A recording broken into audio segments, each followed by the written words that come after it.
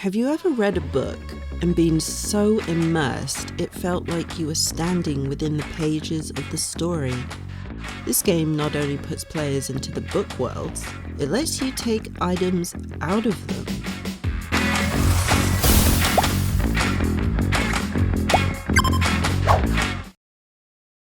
Released in 2023, developed by Do My Best and published by TinyBuild, The Bookwalker is an adventure game with visual novel elements, and turn-based combat that's more of a background mechanic. It received very good reviews, earning a 77 on PC and a 70 on PS5, though a strange 54 on Xbox. There's nothing quite like B-tier games for me, and The Bookwalker is exactly that. It was praised for being engaging with an interesting story, but the combat felt like it was squeezed in as an afterthought. And for more, hopefully engaging and interesting videos, don't forget to like and subscribe for more OK Gaming. The first thing that came to mind when I started this game was a series of books by Jasper Fforde. In them, a detective called Thursday Next is chasing a terrorist called Hades, who hides within novels by using a prose portal to jump into books. They can interact with all the characters within the novel, but have to hide when the main character appears in order to prevent any changes to the story. The book world is just as real as the outside world, and can be explored freely as long as it was described by the author.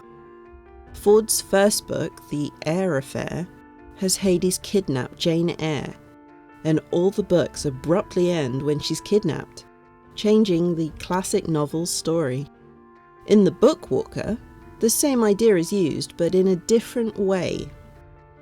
If you're a fan of weird Eurojank-esque titles, stuff out there like The Town of Light or The Inner World, you'll be able to appreciate what's on offer here. We play as Etienne Quist, who is an author with the ability to jump into books and explore their worlds. He's under arrest and sentenced to 30 years of writer's block, which means wearing magical, indestructible handcuffs and not being able to write. In order to gain his creative freedom, he takes on back-alley jobs to steal items from within novels, for a mysterious voice on the end of the phone. He's given a suitcase with information on which item he needs to find, notes about the author, a place to put the item, and the book itself. Each book is a different world and has unique items to steal, such as Thor's hammer or Excalibur. Etienne has a partner who can help him get through the books, called Roderick, which isn't his real name. And he's encased in a small metal cage.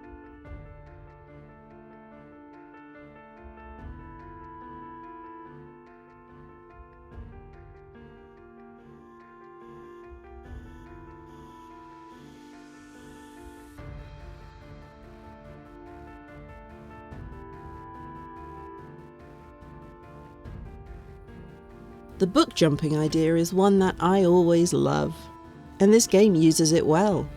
Outside of the books, we catch a glimpse of Etienne's life in his tiny, dark apartment, which slowly improves after every job he completes. This keeps a player invested in what will happen next, or which direction the story will go.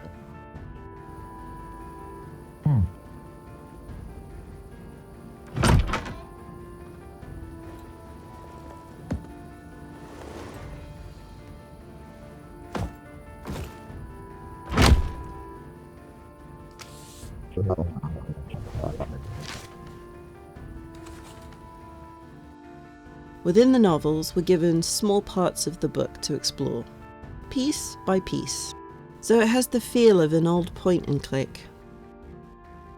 We can use items we find, or jump out of the book to grab something in the real world that will help.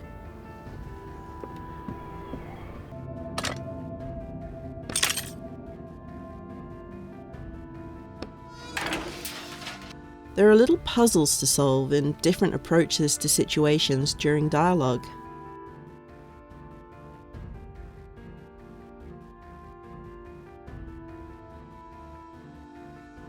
The combat is minimal, and the focus is more on the adventure part of the game.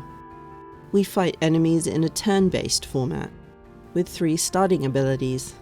Each action requires ink to use, and can be stolen during fights, or replenished with a potion. We learn more abilities later on, but initially, combat is easy to learn and doesn't feel too challenging. The game doesn't push you to work out puzzles or get through each book quickly. You can wander around and explore, and if you're stuck, you can consult Roderick at any time. This is a slow game, emphasizing attention to detail and analyzing each room on a level. The dialogue slows things down quite a lot, with the characters sometimes having long conversations with dialogue options sprinkled in, so you have to pay attention. None of it's voiced either, so the dialogue only goes as fast as you can read.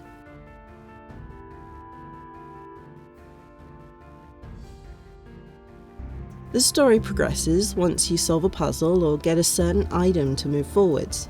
So again, point and click rules. Some parts will progress once you finish a dialogue, but again that's based on the player's pace, not the game's.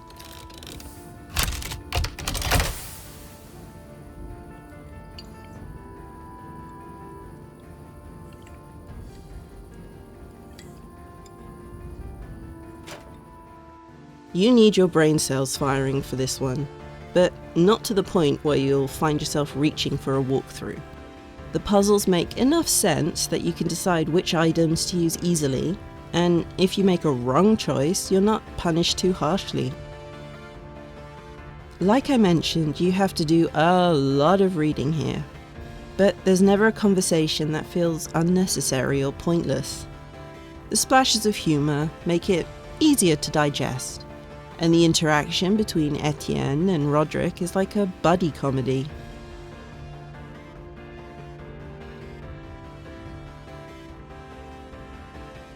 The combat is gentle, with enemies attacking only after you've taken your turn.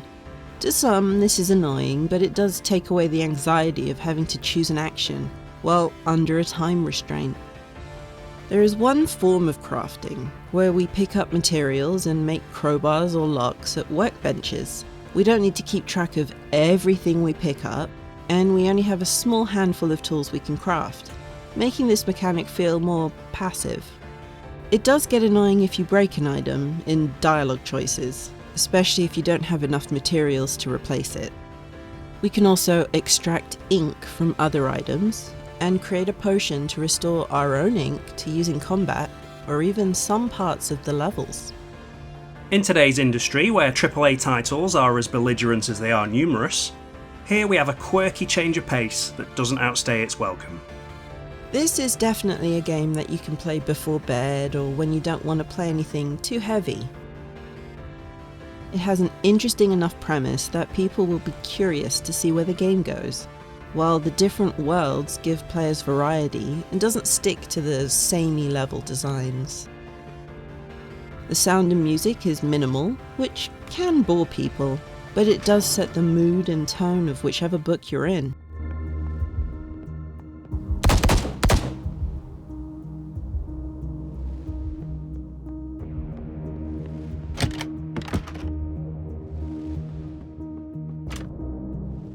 The art design isn't too stylized either, so even though we're thrown into a novel we've never heard of, there are familiar items to find and real-world logic we can use.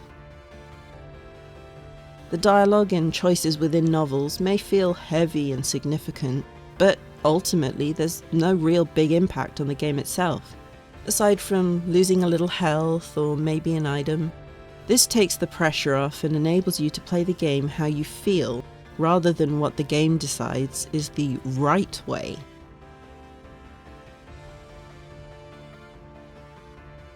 The Bookwalker is an intriguing game that takes a fun idea and runs with it. The story is enough to make me want to work through the game and see how it all ends, both within the books and the outside world.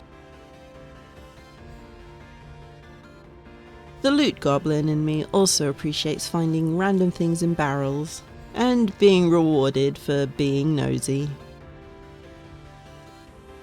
You don't need 50 hours of busy work tedium to tell an engaging tale. I just wish the game had license to dive into more contemporary fiction.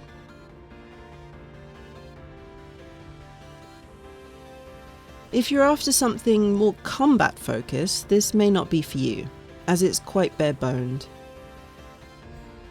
But if you're after something different, that has a familiar yet modern feel to it, give this game a go, and get lost in a good book.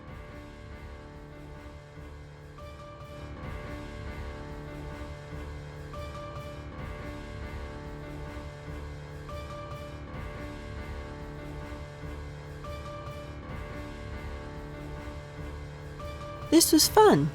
Let's do it again sometime. And if you like what you saw, don't forget to subscribe and leave a like down below.